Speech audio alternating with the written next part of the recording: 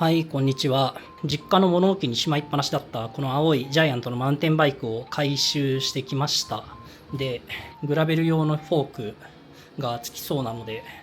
交換したりとか、全体的にパーツを入れ替えてディスクブレーキにしたりとかをしようと思うんですが、いやー、思ったよりもこんなにボロかったっけっていうことにちょっと驚いてますね。こうしてみると、ちょっと最近新しい自転車にばっかり乗ってたから、ブレーキとかシフターとかくたびれてたりとか、金属部品が色落ちしてたりとか、擦れてたりとか、錆びてたりとか、ボロいなって、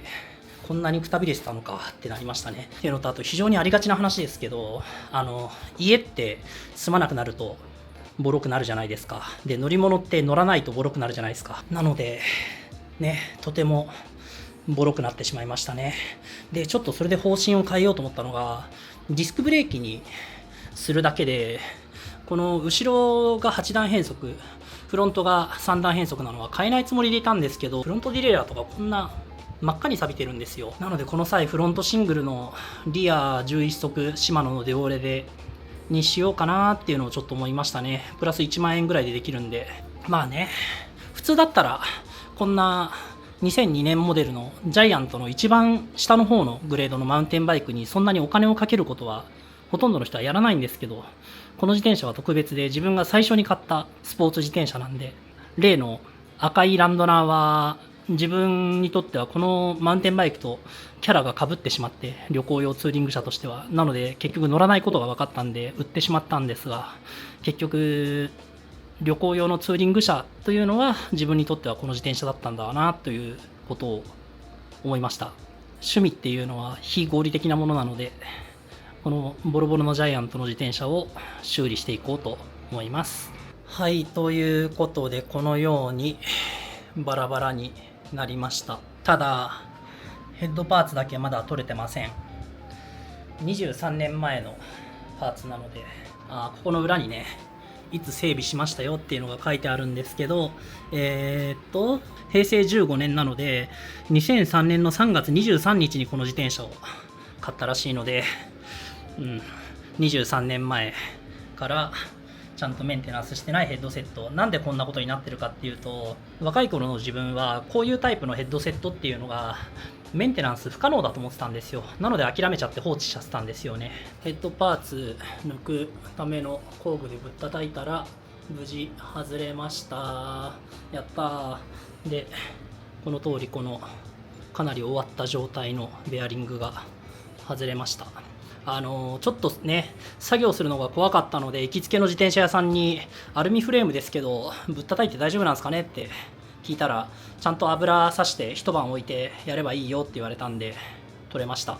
取り外したパーツを見ていきましょう。まず前後の V ブレーキ、これはアビドのシングルディジット3というやつですね。これは一応取っておきます。将来的に用途があるかもしれない。全然昔のパーツですけど使えます。で、フロントディレイラー、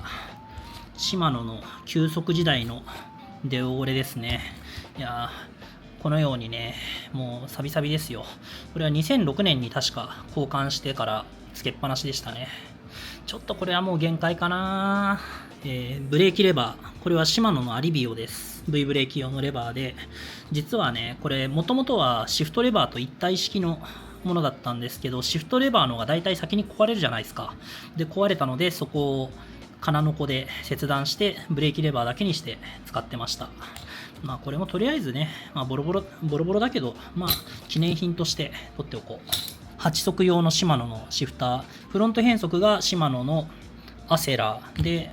こっちはわかんない、アセラかアルタスか。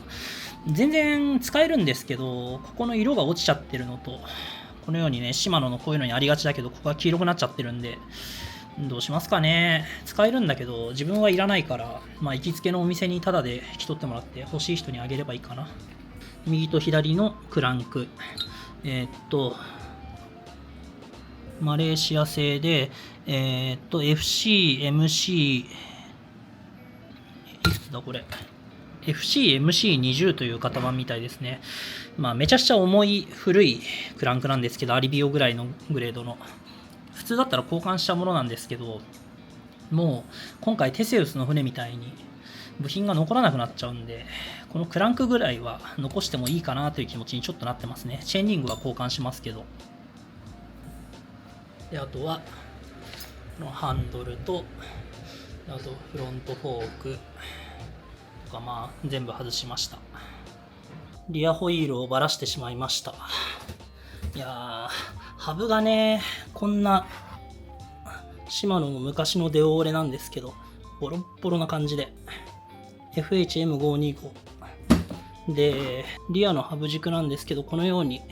虫食いがあってどうしたもんかなっていう。で、まあ、バラした大きな理由がこれスポークなんですけど、首が曲がってる側がぐにゃんぐにゃんってなってるところが結構あって、さすがにこれはもうホイール自体リアも組み直したなっていう。いや、非常に大変ですね。ありがとうございました。